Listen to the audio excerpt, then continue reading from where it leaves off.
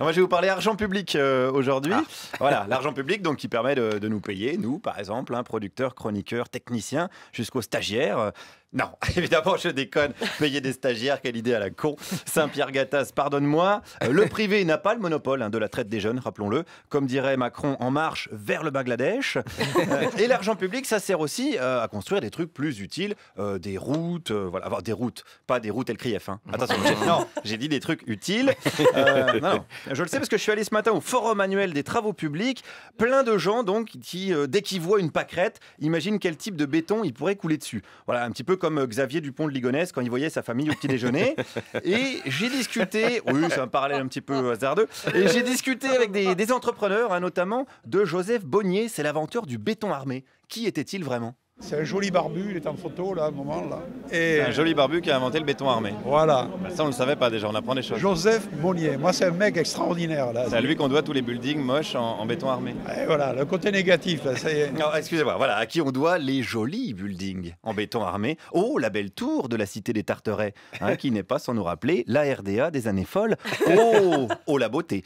Je ne voulais pas casser l'ambiance qui est donc à la promo du béton. Ce même monsieur avait même carrément convoqué Balzac pour vanter les louanges de Louis Vicat, l'inventeur du béton tout court. Balzac parle de Louis Vicat.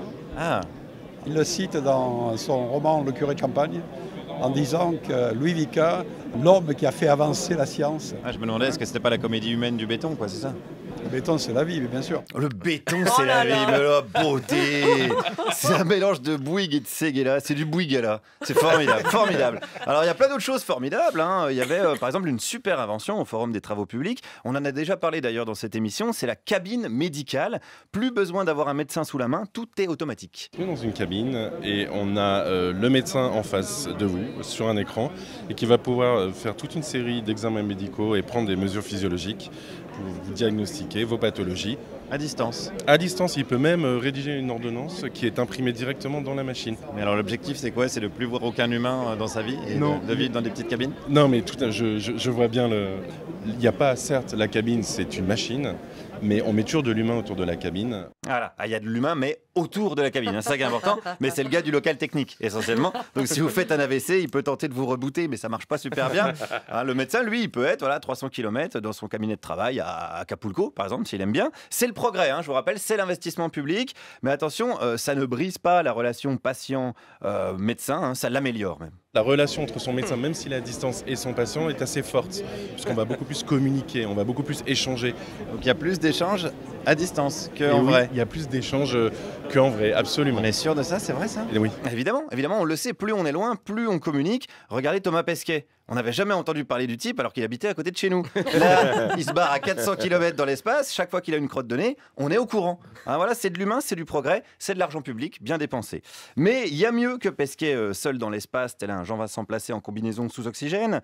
Et il y a justement sur Terre le bar à oxygène, présent au Forum des Travaux Publics. En fait, dans l'air, on n'a que 21% d'oxygène et avec cet appareil, on peut respirer jusqu'à 80% d'oxygène, 85%. Donc vous vendez de l'oxygène ? On vend de l'oxygène.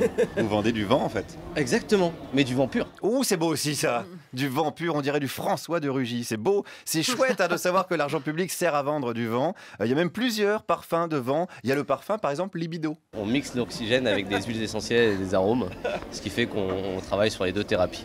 Et le flacon Libido permet effectivement d'être à l'écoute de sa sexualité. Donc on respire l'oxygène et après on est à l'écoute de sa sexualité. Le but recherché est celui-là. Et ça marche ? J'ai pas encore essayé, mais on peut essayer. Mais peut-être qu'à 10h du matin, Libido, je choisirais peut-être pas ce parfum-là tout de suite. Non, pas tout de suite. Ça, c'est un coup à se retrouver à quatre pattes dans un tractopelle de chantier.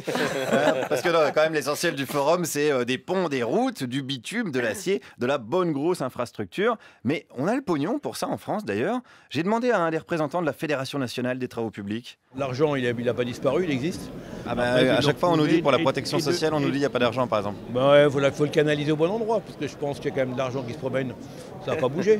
Mais c'est ça, c'est une question de canalisation, alors. Voilà, c'est canalisation, tout à fait. Du coup, c'est les travaux publics. Les travaux publics, tout à fait. Voilà, tout est une question de canalisation. Est-ce qu'on a besoin de plus de personnel à l'hôpital public ou d'un aéroport à Notre-Dame-des-Landes ? Est-ce que c'est bien normal d'avoir payé des autoroutes avec de l'argent public et d'en avoir revendu la concession au privé ?